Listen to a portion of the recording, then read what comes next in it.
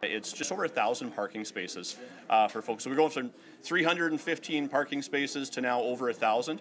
So I mean that's going to make it so much easier for staff who have been on a wait list for parking to now have access to a parking spot right here on the hospital site, and also just for patients who may be visiting a loved one or coming and using the emergency department here.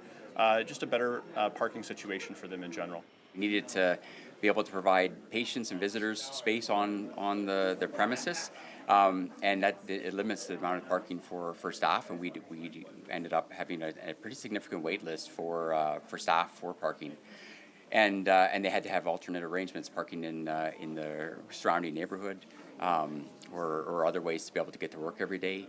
And sometimes there were safety concerns if they had to walk long distances to be able to get back to their car during nighttime shift change, and so ultimately this is an opportunity to allow them to park on site, reduce the number of people that have to that are maybe looking at those alternate arrangements, more convenient, and ultimately, this is going to provide better access for staff, a more convenient way for them to get to work every day. This project was delivered in a fairly short time frame, and that's a great example again of Government of Saskatchewan, Saskatchewan Health Authority, and a private sector entity working together to deliver a really positive project for the community. So our capital contribution as government was $22.4 million.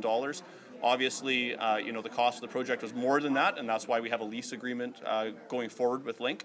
But again, I think it's a great situation where we can get a pretty significant project delivered quickly, on time, and that's going to serve residents of this community.